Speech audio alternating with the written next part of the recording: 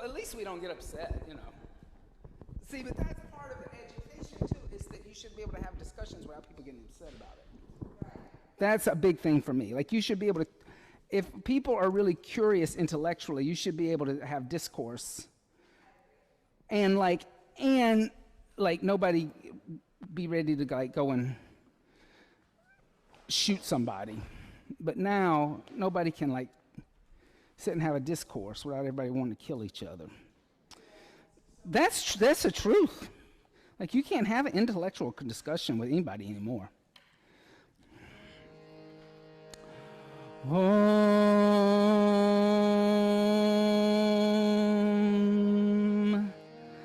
Om,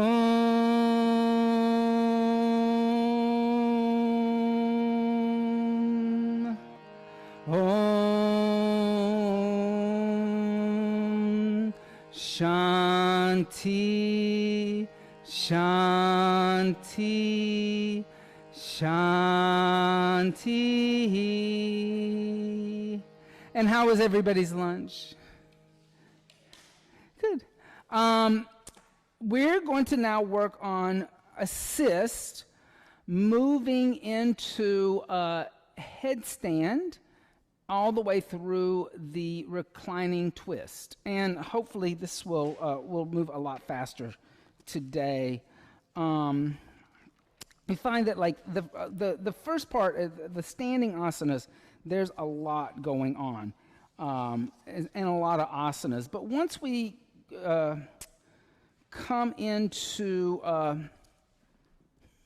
headstand, it kind of like starts really compartmentalizing down a lot more efficiently.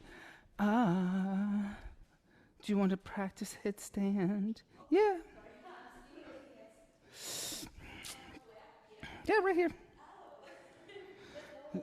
So,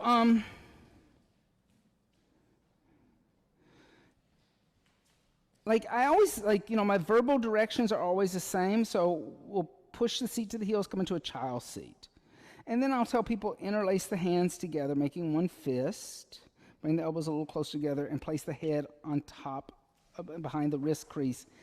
And then tuck the toes under, lift the knees up, and walk the feet forward. Now, you can have them stay here. Like, let's say that you have somebody, because she's really pushing here and moving her shoulders away from her ears, but collapse here. Drop down and relax everything. Like, just let go of it. Relax. Bring your shoulders towards your ears. Like, look like this. Like, look up at me real quick. Look up at me. Look. So you're doing like this and you're really engaged? Just relax. Okay.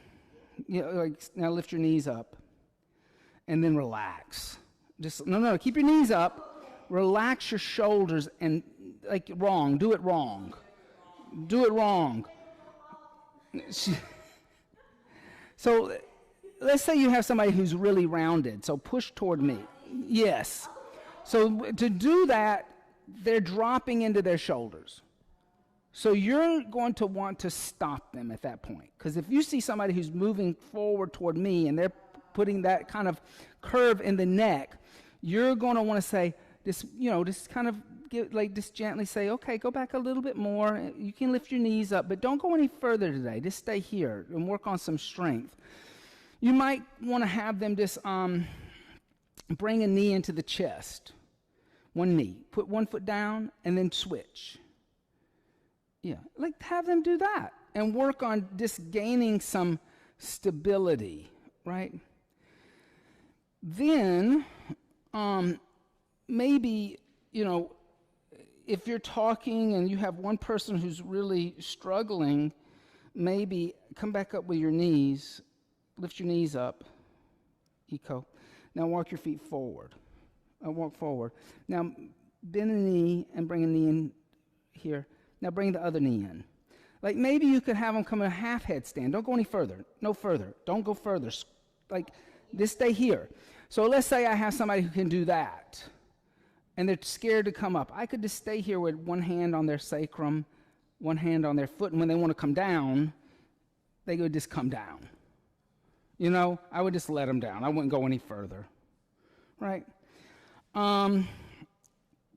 come all the way up. So if they're not at the wall, then I can just put my arm out like this, and then I can kind of just play a little like backgammon, like go back and forth, and that will help her find center, right? And then, now this is looking pretty good. That looks good. So another option is to bring them to the wall. That's an option.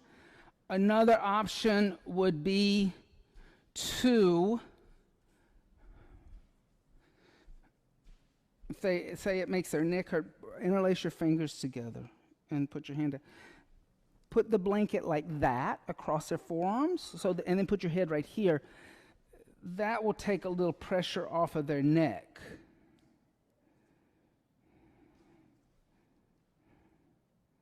See, like, and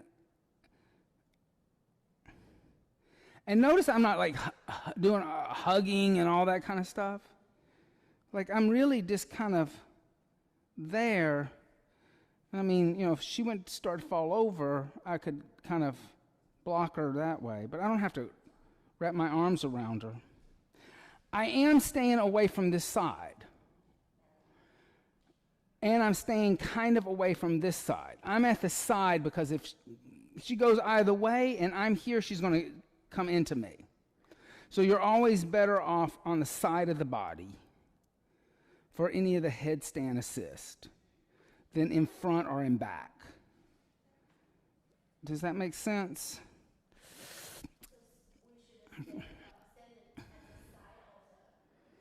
The side of the person. Yes. So if you're standing here, you have to kind of be, if you're standing in front of the person, you got to be ready to move. Because there's nothing worse than being kicked in the mouth. And it happens. It does happen.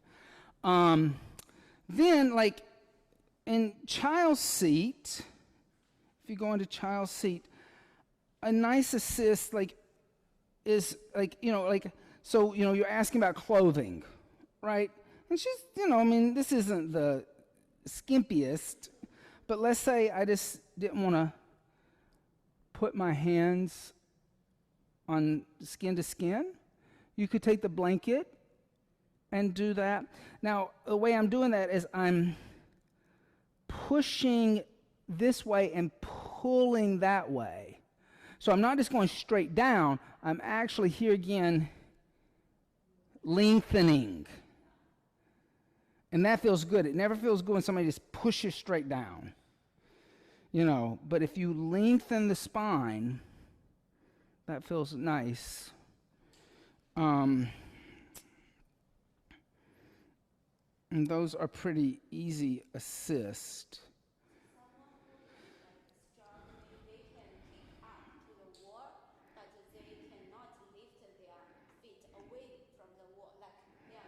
A banana. So, let's go to the wall. So come over here, guys. So, Roma, come to the wall. So, if you're going to let somebody come to the wall, what I suggest to keep people from bananaing, and I mean, everybody kind of works on it. Roma, I'm going to have you do it without the blanket, because we're not going to stay that long. Interlace your fingers together and put your knuckles against the wall. So she wants to be as close as she can to the wall, and then as she lifts her knees up, I'm going to tell her to walk till her back touches the wall. Now from there, she's in a headstand.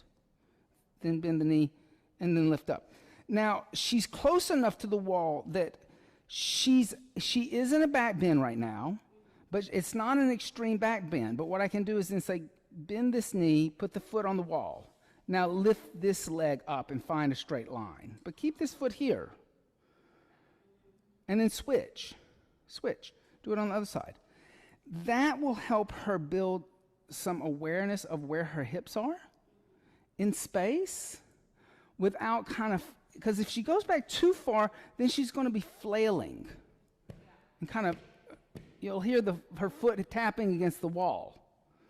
But if she gets really close, then she can really kind of use the wall like a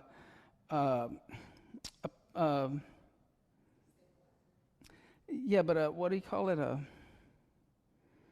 leveler, like a level, like, you know, this gives a plane. She can feel the plane, you know. Yeah, it's much, you're not in a back bend right now. So now see if you can bring both feet away from the wall. Yeah, there. So, and then come down. So the wall, I mean, I think the wall is great for, and I mean, some, like, that was always kind of one of those kind of things. There were a bunch of yoga teachers who didn't want anybody to use the wall. And then there was a whole, like, bunch of us that thought that was, I think it's a great tool. I think that it kind of, especially if you're practicing alone, if you're working on something by yourself, to have the wall there, it's really, if you allow it to tell you what's going on, it can give you a lot of information about what you're doing.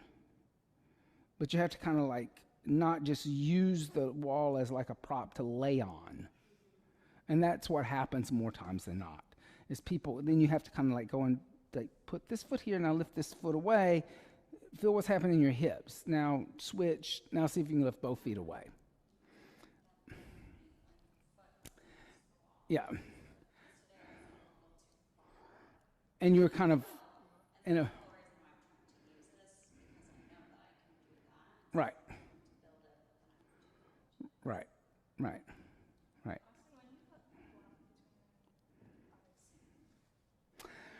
So, like with that, like, Sasha, let's come over here. Let's go to your mat. Let's go to your mat. So Sasha I put a block between her thighs today, mainly because she was trying to figure out where her hips were and what was going on and how to come out of the back bend. But as she was doing it, she was opening up the hips. So she was kind of dancing, but her feet were turning out, and you see them turning out. You see the external rotation. So I took the block and I put it here, and then I was like, now squeeze it. Come up a little bit right there. I'm here. Lift away from the wall. Pull your, flex your feet. And then move your hips toward the center of the room. Yes. See, now that gives her more activation of a quad. I'm going to come down. So that's because of the extreme outward rotation. Well, it's you're using the glute and you're tightening it, and as you tighten it, this naturally becomes an outward rotation. If you relax the glute, then this is able to, adductors are able to operate. Right. So,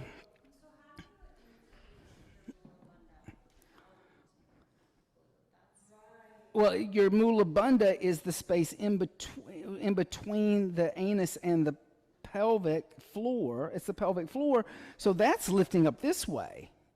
But it has nothing to do with the glute muscle or the anus.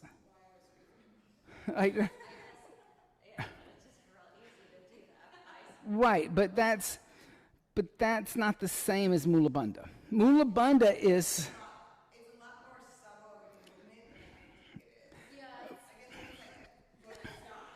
right.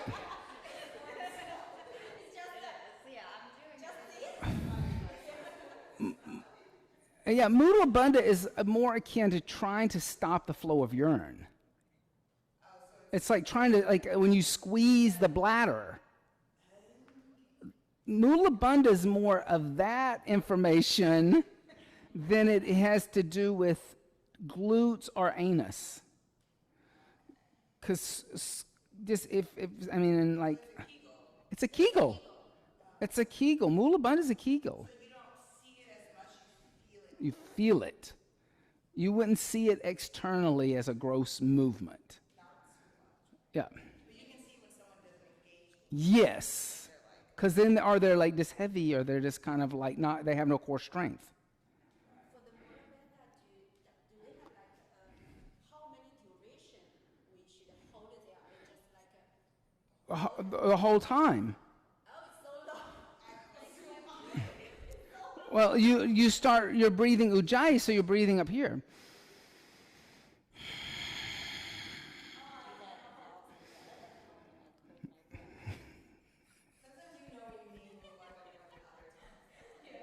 Oh, see, like this is like now you're like kind of real, like you're like now having to deconstruct your whole practice and go, oh my God, I've been like squeezing my butt the whole time, thinking I had Mula Bandha engaged. So it's like, yeah, I mean, so yeah, so Mula Bandha, even though you're upside down, should be engaged. And if Mula Bandha is engaged, what it will do is it will mean that the abdomen won't be so weak through the core. You know, there'll be more stability through the core. And you'll see some people, like, they'll come into a headstand and they will fall sideways. Yeah, me.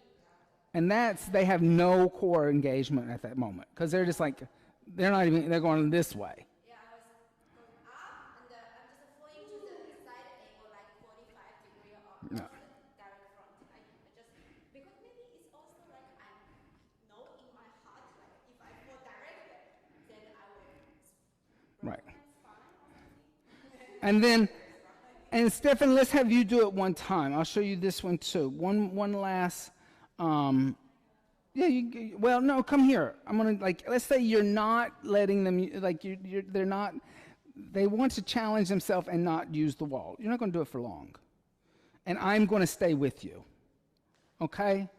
So but the person like knows how to come into it. You like aren't having to step by step, you know, you're kind of talking to the rest of the room, but the person's trying to work on coming away from the wall. So I'm going to come here. I'm talking to everybody else. I'm not going to even mess around, like force her into like, or trying to get her. But then when she's here, I'm going to just put one hand on the sacrum, I'm going to pull the feet back. Then I'm going to put my index finger in between her ankles and my thumb and my ring finger over here. And I'm going to pull upward on her ankle bone. And that's going to lift her out. If I find that a little hard, I can put a thumb and a finger right here in the front of the ankle and try to lift. Does that feel really stable?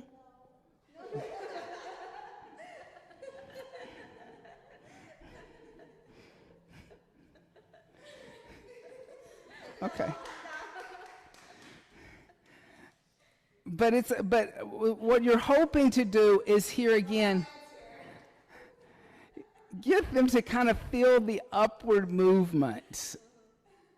Still that idea that they're pressing down and lifting up, right? So that's what you want out of that. And that you're not holding them up. Like I find that people want to get in there and like hug and all kinds of stuff. Keep a little, like, give them support, but do it in a way that they have to work on the energetic. That makes sense. It's okay. It's okay. All right. Okay.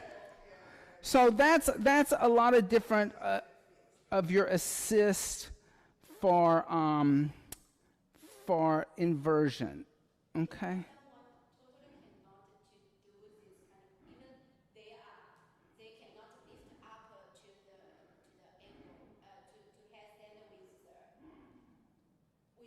Legs. I would say keep their feet on the floor, even if their knees were bent.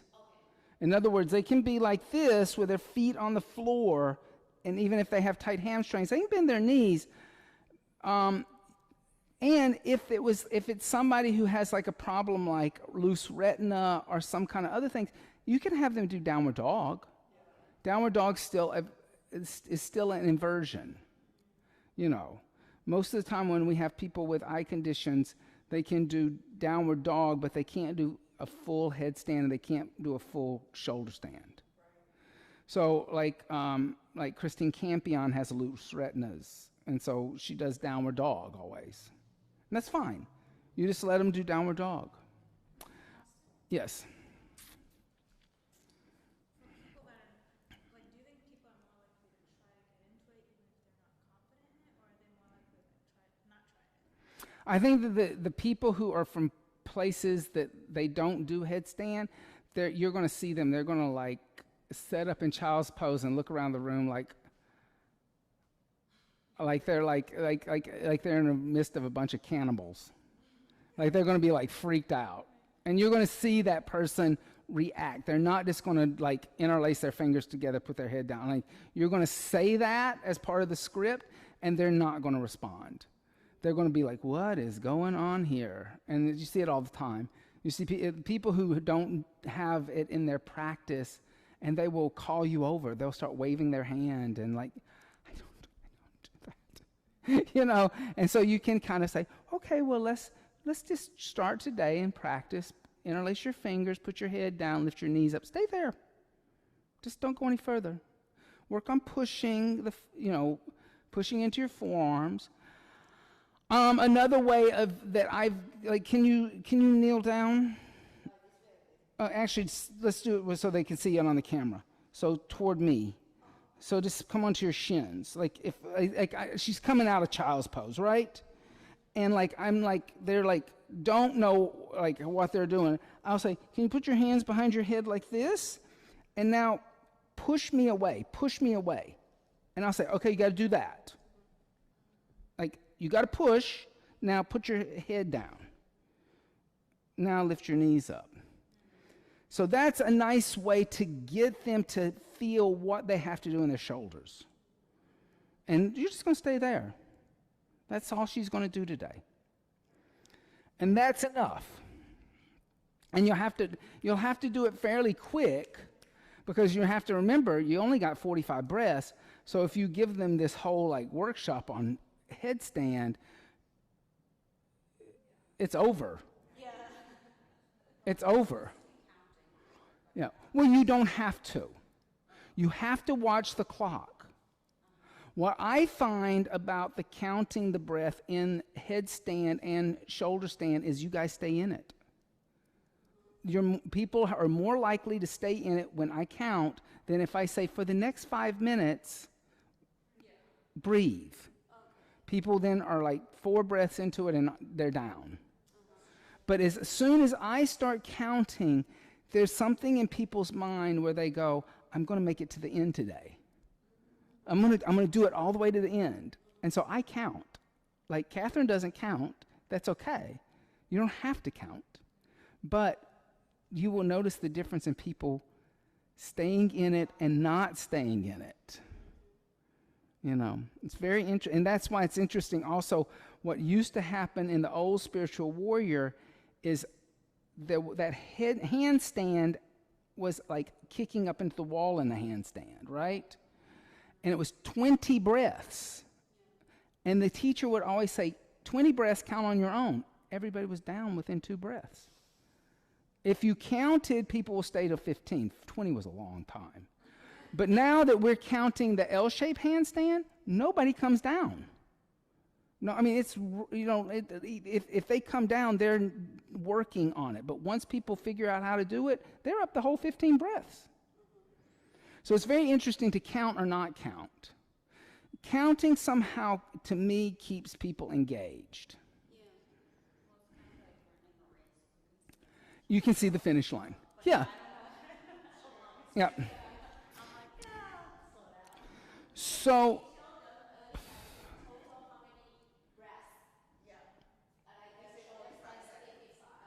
yes, and telling them that it's 35 or 45 and 35, that makes a that. 45 handstand and then 35 shoulder. Yes, yes. So then that's pretty much all the assist I would start to give out right now for a headstand.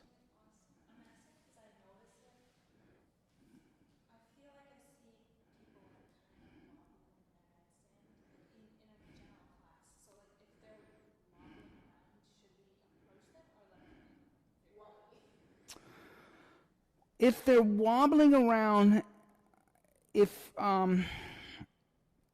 what I would say do, if you're going to, if they're wobbling around, go over to the side, do exactly what I did, put your index finger in between their ankles and just hold onto the side of their ankles and just energetically lift a little bit. And that may suggest to them to kind of lift out, you know, and it may give them some control where they know where their feet are. Because if they're wobbling, they may be wobbling because they don't know where their hips and their feet are. They're trying to figure out where their weight is or where the center line is. So by holding on to the ankles, you tell them where the center line is. You know, but I would, if they're wobbling, that also means they're unstable, right? They're not sthiram sukham asanam. So you want to make sure that you're not in there so that if they come crashing down, that they're going to crash on top of you. So that's why I'm always like a little bit like arm's length away, able to kind of control things. Get out of there. You know, if, can you come into a headstand one more time? This doesn't matter. It doesn't matter. If, let's talk about people crashing. Okay, so if somebody's in a headstand, right, and I come here and they're wobbling and this is not working, and I know she's going to come down, I may put my hand here, right against the hip crease, because then it's going to soften her crash. Especially if they're like somebody who has no control coming down, I know that they could like slam.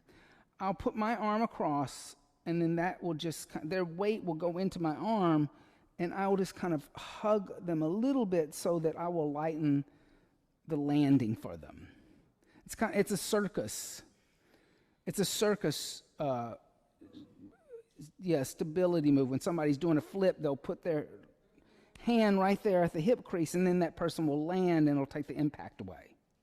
So you could do that, but you want to do it really kind of gracefully, kind of smoothly, you know.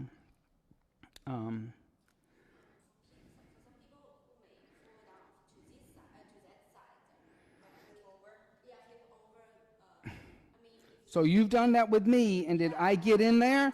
I let you go. So if they're like a lot of times, if they're going to crash on their back, I let them go. Because in that, they're out of control. If you can get them to come down the way that, if you can get them to come down the way they came up, they're in control. They can find control. But if they go the other direction, they're not in control of their body. No, they don't have to be. They could actually be very strong, like Echo can be, but then keep coming into an anterior pelvic tilt, a back bend, and lose her balance because she's, you know, going here, and that's just taking her over, you know.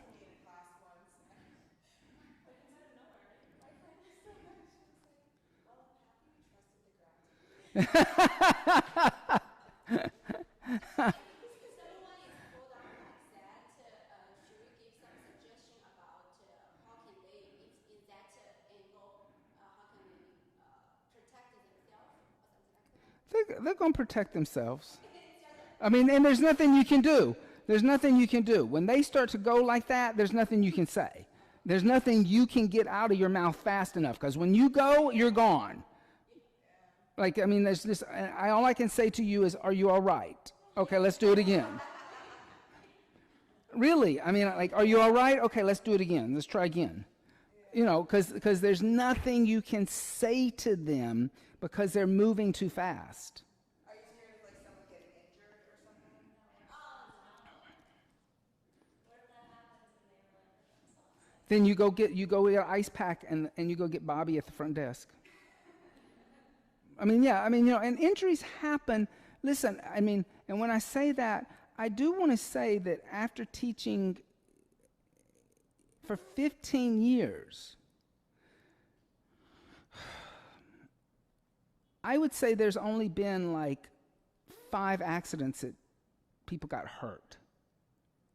Like, like either a black eye or something. I mean, and a lot of times they've been, one,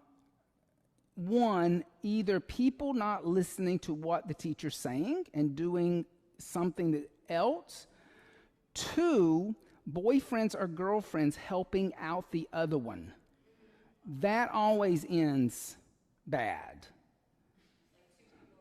Like the girl who practices yoga who brings her boyfriend and we go into headstand and she gets up to help him and he kicks up and kicks her in the face.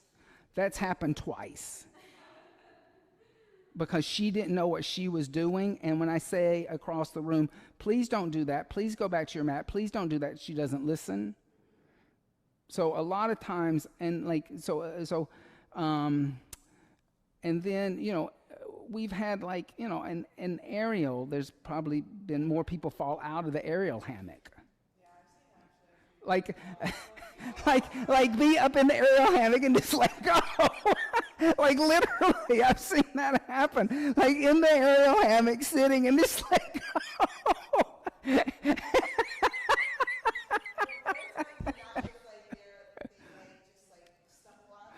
Yeah. Yeah.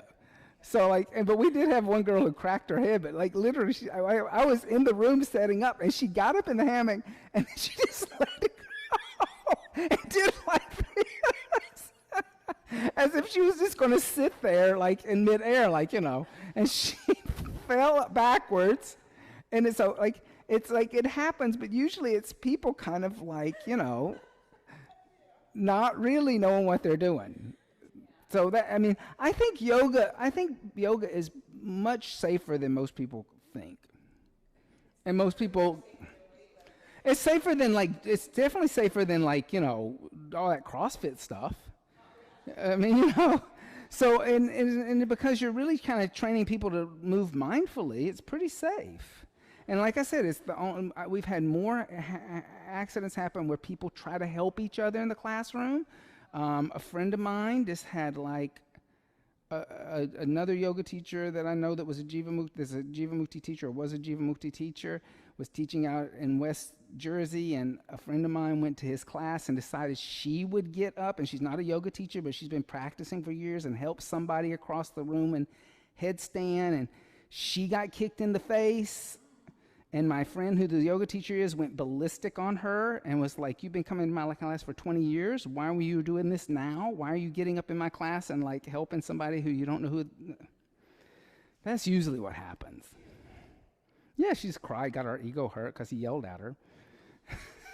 But he had a right to yell at her. He had a right to yell at her. She had no business touching anybody. She's a student. So why did she jump up and go help a stranger she didn't even know? So anyway, any questions about headstand? Or going once, going twice, sold. Okay. Bhujangasana. So Bhujangasana. The assist that I like for Bhujangasana is so simple. One,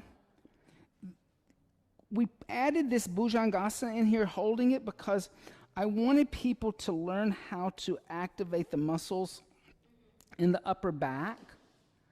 And so that's why we say take the hands off the floor, and maybe I'll just come here and I'll just take the shoulders. I'm not lifting her. I'm actually just lifting the skin back toward the center of the spinal column, which causes her to activate the shoulders, pull them back, and activate the lats. Yeah, it's kind of a skin. I mean, she feels a little pressure, but I'm not pulling her. I'm actually rotating the muscle back. Learn those muscles. Yes. then sometimes I will know that they know it, and I'll take my hands away by number 3 so that they can just stay there, because now they know what to do. And really that's the best assist for that, because you're teaching them how to use those muscles. Now let's say that that somebody who really knows how to do that. Okay, so lift your hands up and really activate. So maybe I'll come back here. Another assist could be like I just kind of bring the feet together and push down a little bit, and she'll lift higher then because of that. You know? But they're like, that's like, and both of those assists, I'm not taking on any weight. You know, you'll find a little bit that like after the standing asanas, the assists become a little less strenuous on you.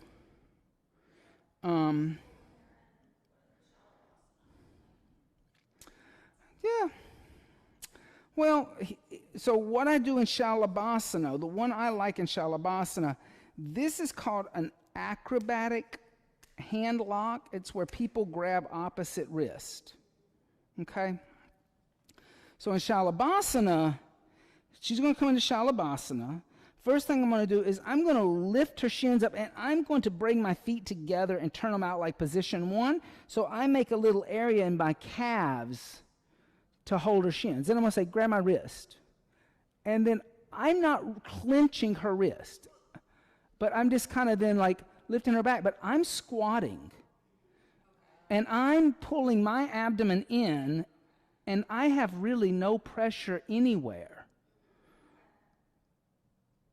That's a nice assist.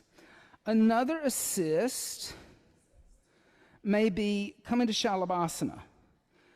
Maybe I just do this. I don't grab wrist. Let's say it's somebody that they kind of got the front of the body going on, but they're not lifting their legs.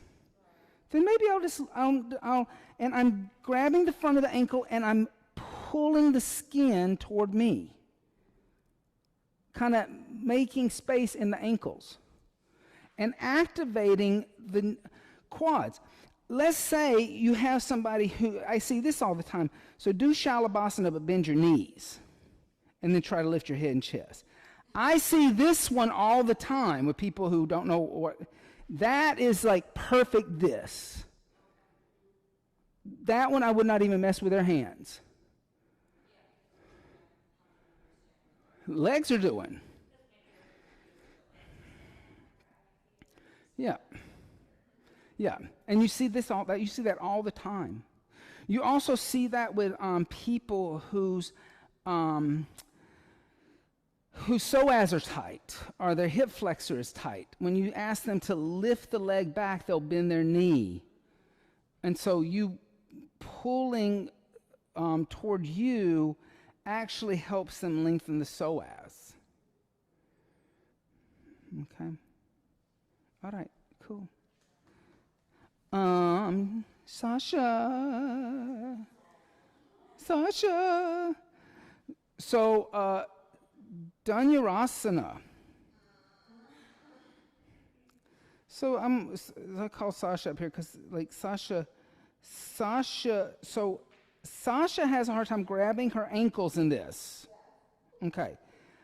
But her grabbing her ankles is not from her psoas or her thighs, the quads.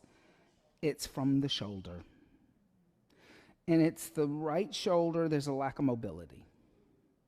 And so what she does is she always goes for the left one first. And I think she should go for the right one first. No, when I try to go for the right one, it's hard. Okay. I'll go for the left one.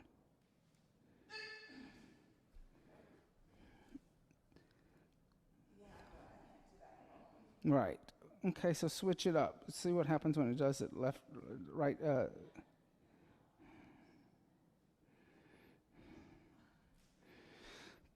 But anyway, my assist here is I just will come in here and I'll just move her foot closer. And you see that this happens a lot. Now, if I'm going to assist here, I'm going to put my shins on either side of her knees. And then it's crucial that I don't pull back, but I lift up. I'm not pulling back here because that doesn't feel good, does it? I lift up. I lift up. But I'm lifting up. And, okay. I grab, so I will grab.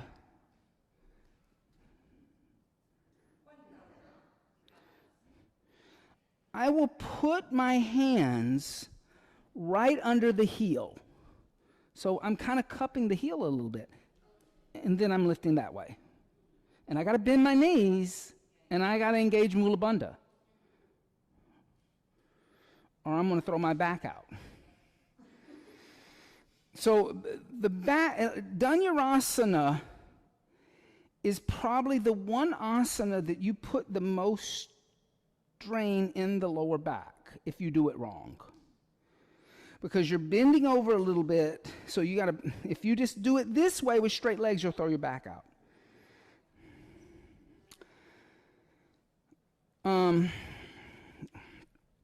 So, and I'll show you like why. So now bend your knees and grab your ankles. Now, this one is the least amount of pressure on my back.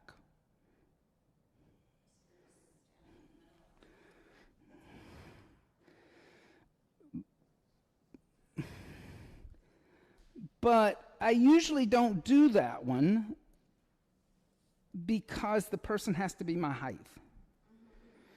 If they're taller than I am, I'm not going to get them off the ground. And if they're my height or they're, her build, then I can lift up a little bit. So another one I like is bend your knees and grab your ankles. So let's say your back was a little funky, like you had a funky day, and then lift up. I will come in here and I'll put my knees here, but I'll put my fingertips in the calves, and then I move the flesh of the calf up. And then I'm not putting so much in my back. And I've made space from her back of her calf to the back of her thigh. I do that one a lot.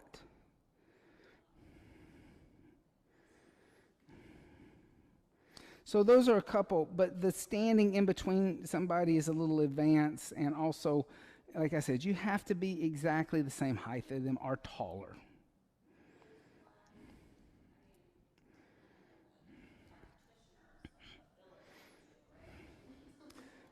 Right. So like I would not do that on somebody new.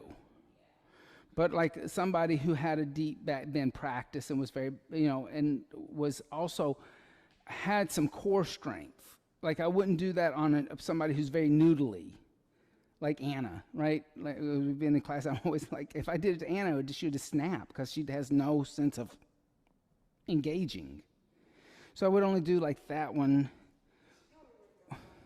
She would just like fold up like paper,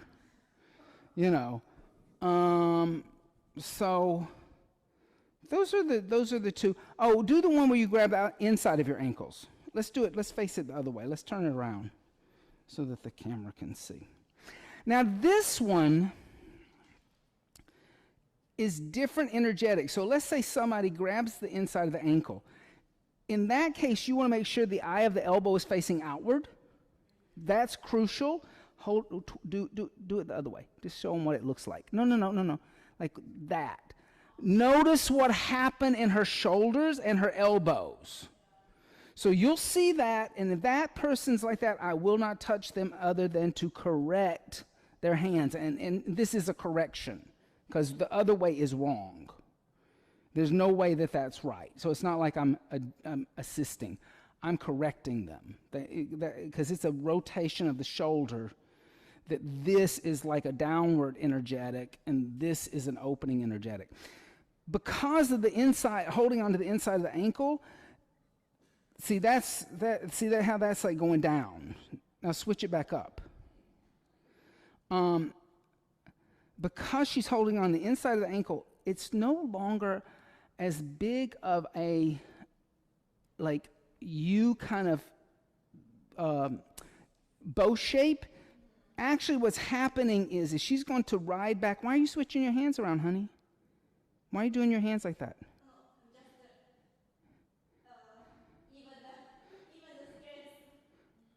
the skirts, because I'm always like this, right? So this a little bit like tired. So I Okay. Well, it stay like that. The way you makes you tired. Okay, because I'm gonna get you to do it. This is she's going to ride back more on her thighs. And it's going to open up more of the front of the shoulder. There's no way she can lift her thighs as high. So in this case, I'll come in, I'll step in, I'll get her knees just a little closer together, and this I do pull straight back toward my shins. I don't really pull up here because in reality, now you're trying to open up across the front of the chest. So it changes the energetic of Dhanurasana immensely when they hold on to the inside of the ankle. Up. You a little pull back toward you, opening up their chest and shoulders and across the front of the chest. Because it's a shoulder opener. Then that becomes a big shoulder opener. So, just a little different energetic. Okay? You want some like liberation over there? So those are the two for Dhanurasana. Now half bridge. Half bridge, do you want to do half bridge for me? Half bridge is like a little what I may do, because I always keep a towel with me to wipe my hands and sometimes to give assist. Any of those assists like tabletop or half bridge where I don't mind putting my hand underneath somebody's hip, I think they mind. So like if you lift your hips, I'll come in here with a towel and I'll put it right at the back of the hip crease, and then I just kind of lift a little, right? You'll see people do that. There's nothing wrong with that. I just think that, here again, it depends on who it is. If they're your friend, you know them, they're not going to mind. You don't know them, they may be like, what are you doing? And also, I think as a guy, if I have a woman come and give me an assist like that, I don't think anything about it. But a guy giving it to a woman, she may feel uncomfortable. So I use a towel a lot in tabletop. When you're in tabletop, I'll come in incline plank. I'll use it, and it's just a great tool to kind of engage, and your hands aren't holding them up, and it's just. That's like what I like to do. Now, there are some other assists for this.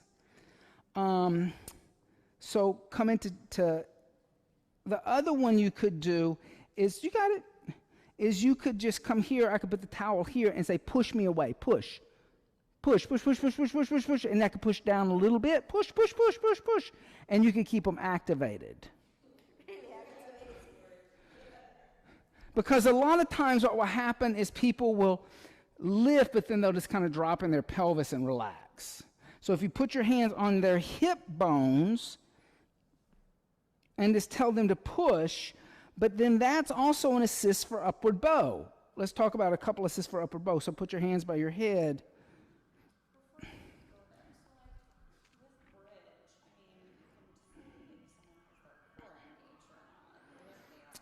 Yes. If they're lifting their chest up.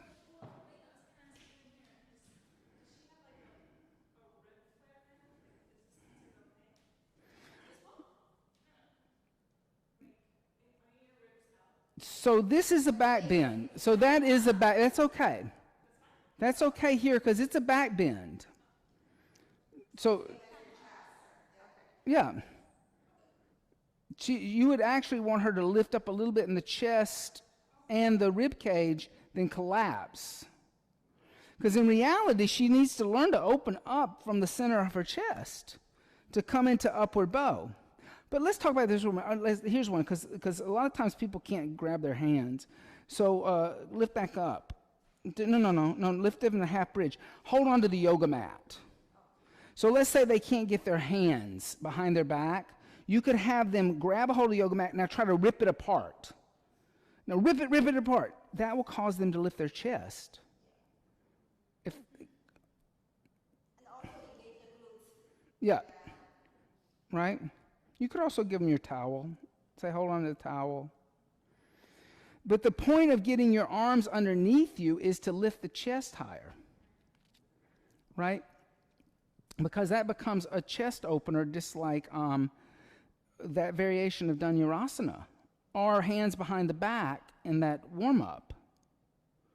It's just another shoulder opener. That's all this is. This is not Setu Bandha Asana. It's not. Setu Bandha Asana, the asana Setu Bandha Asana is hard. This is just a warm-up. It's a shoulder warm-up. It doesn't have a name. We call it half bridge. It's not half bridge. The other one is you would be laying on your back. You would cross your hands over your chest. You would puff up your chest. You would come onto the top of the head. Then you would bend your knees and, I take that back. You would lift your hips up first, then cross your hands over your chest, come onto the top of your head, then walk your legs forward so you're in like an arch. It's really super hard. Setu Bandha Asana.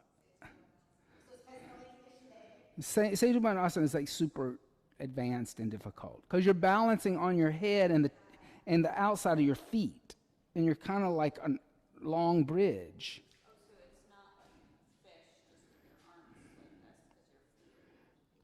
And yeah, it's super hard. I've only seen one person do it and like call it in class and get people to do it. David Life.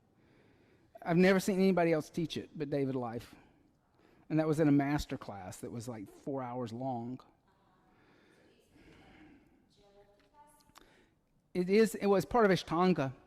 It's part of the Ashtanga primary series. But it's so difficult because most people don't have a strong enough neck. Because you got to balance on your neck and the top of your head.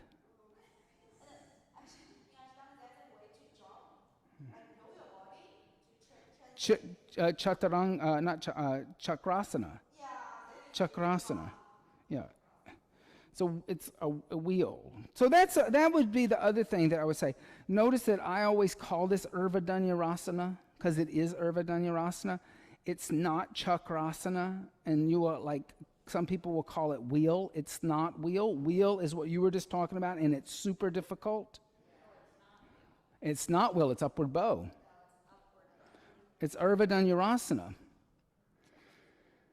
Wheel is where she's laying on her back with her legs out. She puts her hands next to her head like she's going to come into upward bow, but she throws her legs over her head and then pushes into her hands and jumps back into a chaturanga. Like a flip. A flip. That is chakrasana. It is making a wheel. Huh? Influencers will do, yeah, like yoga, yeah, people, yeah, like crazy people on Instagram do it. It's part of primary series. I mean, people do it. Here again, it's one of those things that I've only seen my teachers call it in master classes where everybody's been practicing for like 3 hours and everybody's warmed up. They just don't call it in an open class. Yeah, I mean, that was back in the day, but we go to those classes, we'd be there for 4 days, all like straight through doing stuff and, yeah. So like So upward bow is Urdhva Dhanurasana, not Chakrasana or not wheel. So it's because what will happen is one day you'll be in your class and you'll have an Ishtangi in there and you'll go Chakrasana and they'll do it. You know, and then I've seen that happen too. Where like a teacher said that and the guy did it and she was like, I didn't say do that. And he's like, yes, you did. You said Chakrasana. And like, you know, like then it got into a whole thing of like, well, don't call it the wrong name. Because if you're from a tradition like Ashtanga, where they call out the names of asanas and you just do them, hey, you're going to do it. All right. So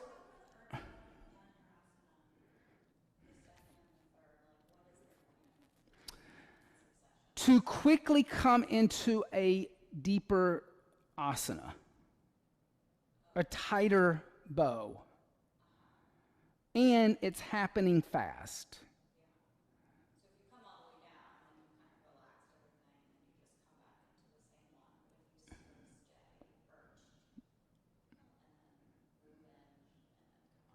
Yeah, it's really just making it a little quicker. So like, and that assists, like put your hands next to your head. So Echo's going to come up. Now I'm going to step on either side of her hands. My knees are going to go next to her elbows, and I'm going to put my hands right here on her traps, in between her shoulder and her neck. And I'm going to lift the energy up. I'm going to pull the skin up toward the center of her heart. Right? So I'm not pulling back. I'm not lifting her up. I'm moving the skin and the muscle. I'm moving the skin of the muscle, right? Then when I say do that transition, put your head on the ground, walk your hands closer to your feet, bring your elbows a little closer together, lift it back up. I'm going to come back in and do the same thing. And I'm just going to lift right here. Now to let her come down, I'm going to take my hand on either side of her bicep, and then she's going to say, I'm going to say bend the elbow. This is going to keep her from like taking her elbows out and throwing it into the rotator cuff. It keeps it kind of in instead of like, because you'll see people who are really open in the rotator cuff, they'll just like flop down and like their back will hit the floor because they can't control. But if you just hold on to the outside of the arm, it just gives them support to come down straight down and not put it in the rotator cuff.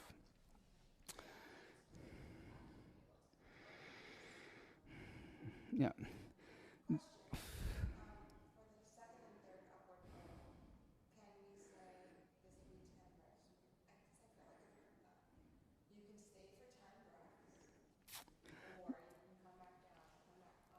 Well, in this one, the script is come down, come back up. Open classes, I've done that, where I say just stay up for 10 more breaths. The thing I like about having them come down on top of their head is they learn to kind of control coming down. That they can actually come down to the top of their head, bring their chin into the chest, and keep coming down instead of falling down. Yeah. Yeah.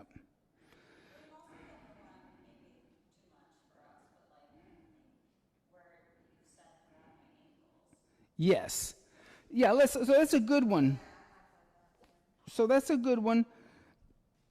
Let's say you have somebody who just can't come up. So grab my ankles. But you want to get, as they grab it, you're going to get them to get their elbows right in line with my knees. They're not going to go out to the side. Now, lift up. And and it's okay if they like push through me. Like I feel the pressure of her hands, but I actually don't have as much of her weight as the other way. I'm not really, because of the angle of her wrist, she's able to take on more of her own weight, but then I will kind of grab that arm and kind of help her come down. He's probably going to need you to hold on and support his elbows and shoulder, or his upper arm as he comes up, and lift him a little more. But you're saying that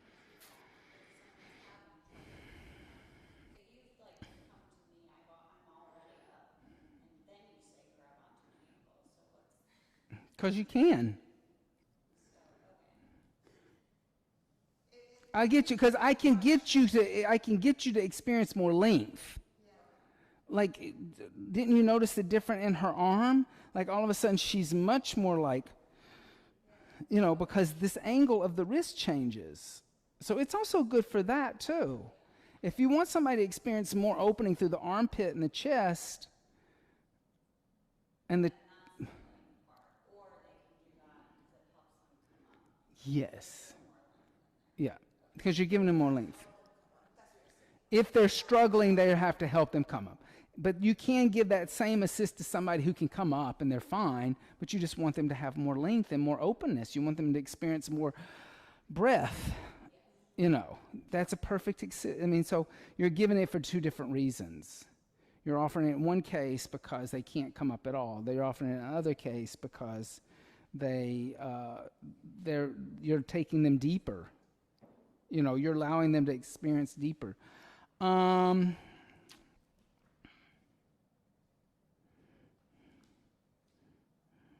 just want to try this if I can. There's the wall too, with the wall. Yeah.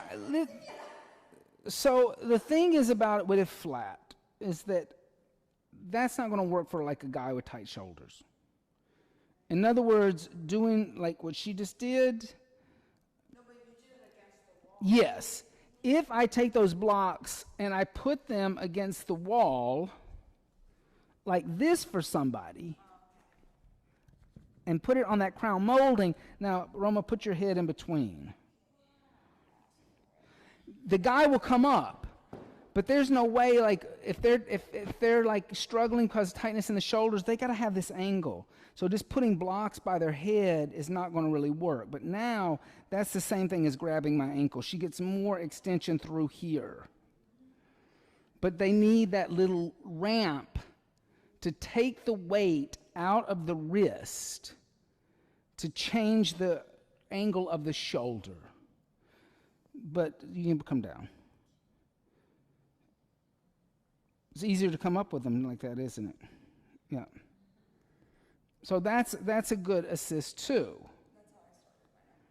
Yeah. Yeah.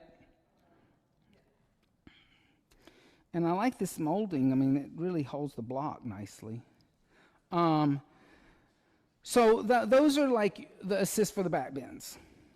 Okay. And then why don't we just stay with you, Roma? Lay down on your back. No, you're fine. Bring your knees into your chest. So decompressing, all I'm going to do here is I'm going to bring my hands in the middle of the shin and I'm going to press straight down. I don't do it on the ankle. I put it right there at the shin because that's the flattest plane. That doesn't feel good, does it? No, because it kind of puts everything into your sacral.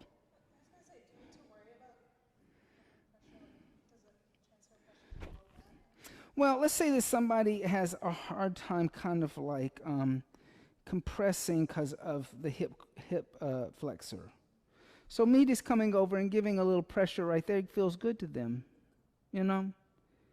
That's just a nice, it also kind of, after the back bends, bringing the knees and kind of giving them a little pressure on their shins, it gives them like a moment like they're hugging themselves.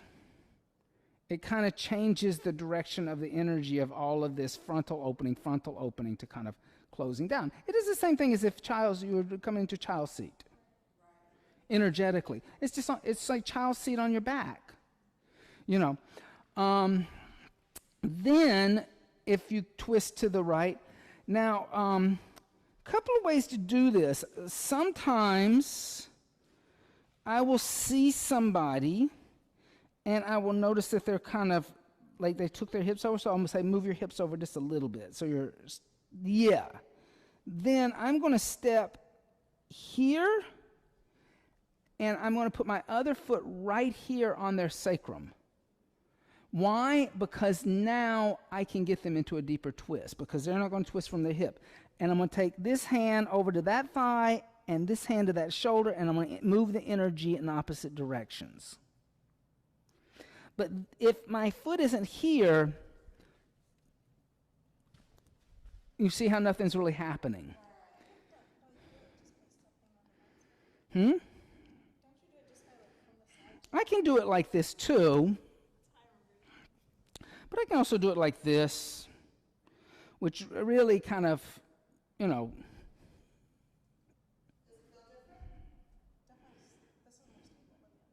Yeah. Yeah. No, you kind of have to like look where you're stepping. You don't want to just go stomping in there. You can like, you know. Well, what I would say, if they tend to be bigger, I'm more likely to do that. I'm more likely to step in there. Mainly because if they're having a hard time, like there's that guy that comes to class and he's firm. He's not soft, but he's definitely kind of barreled. So when I come in, I like assist him. I will step in there because it's hard for him to get his knees over there, and he's falling over here because of his belly. But he's not soft. He's like hard. It's like super firm. It's not. So when you step there, it's like kind of moving like a bear. You know, you have to stabilize him to get him to go anywhere. So I'm more likely to do that because I can move them better than I can move her with little effort. You know? So, yeah. And then I would switch the other side. Any questions?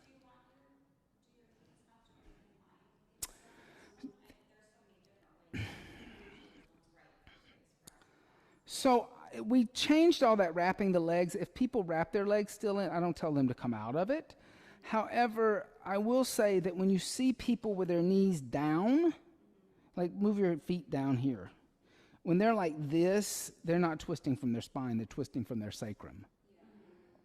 The knees need to come up in line with their chest and belly button. They could be like that or something like that, but if their knees are below their hips, they're twisting from here in their sacral. That's the most important part. Yes. Because even when we double wrapped, it means that people had to bring their legs up higher, closer to their abdomen.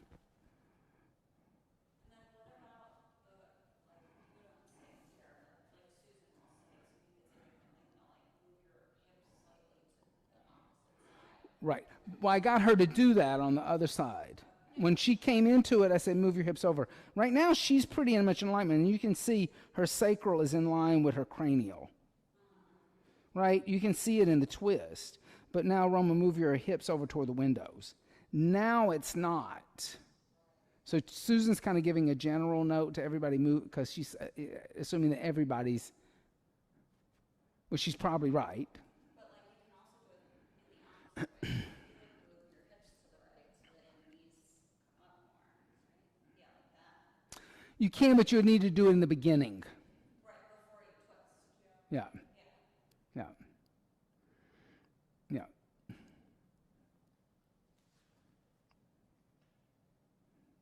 So that's that. All right, let's do some teaching.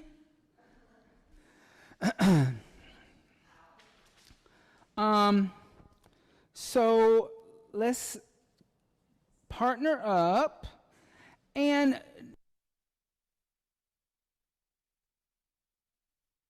work all the way up to. You can break it up if you guys want to do like some sun salutations, then somebody do standing and you do the standing and back bends. I mean, you can switch it up, or you can go all the way through, whatever you want to do.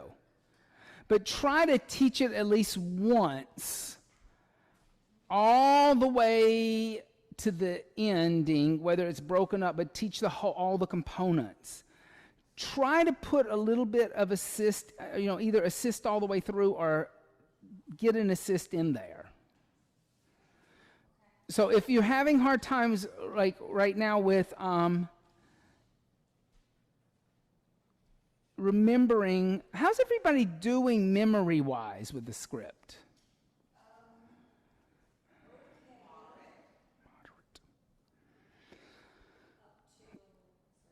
Moderate. Okay, let me wait till Eco gets back in here. You definitely got warm up.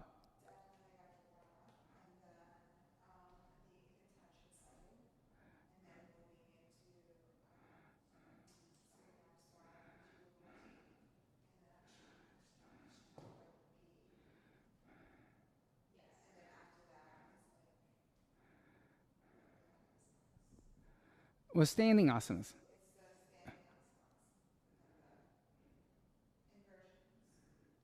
Yeah.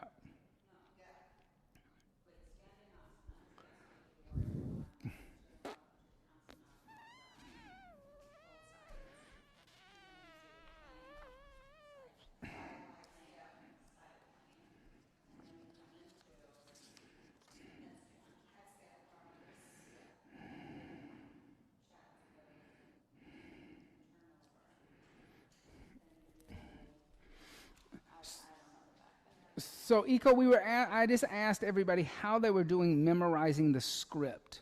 Script. Oh, I just rewrite the script to myself, everything. I look at the script and they mentioned the pose, and I was thinking how I will do it. Then I write my way. So I'm gonna tell you. I'm gonna give everybody. This is an actor process of remembering a script. Okay? So in other words, actors have to memorize lines, they have to memorize it line for line, word for word. So you read the script. It's okay to look at it, not try to do this and like look at it, like do this, but just walk in circles. Exhale, downward facing dog. Inhale. Exhale, 1. Inhale. Pace. Exhale, 2. Inhale. Exhale, 3. Don't stop walking. There's something about the brain when the brain is doing two things at one time. It remembers better than if you're like just standing there, okay, downward facing dog, inhale, exhale, 1, inhale, like that, the brain won't remember it. But if you just look at it, read it, and pace back and forth, the brain starts to remember it better. It takes it in because somehow the action of doing one thing, I mean, I would have to talk to a neuroscience to really understand it. It's true, like even on my work, like I'll even now, to be able to listen and remember, I will draw lines on my page or something like almost methodical. Yes. Yeah. Like it doesn't take a lot of effort to think about it, but if you do that and then you are Yeah. So try doing that of taking the script and just reading it out loud and literally reading it. Don't try to just accept that you're reading it, but pace. Walk back and forth. Walk around. I have a dining room, and I walk around the table in circles. That's how I remembered stuff. And it really does help. It super helps. Actually, the class we are working that day when we are practicing, I will just cannot stop, freeze there and Yeah. start thinking because if I move, I maybe will forget. Yeah. So that's what I would suggest, and it will be a lot easier. I mean, back in the yeah. Okay. So do you guys want to be? I'll stay in here. Or does anybody want to go to the little room? I don't care. Yeah, I don't think it'll be as noisy today because there's just 4 of us.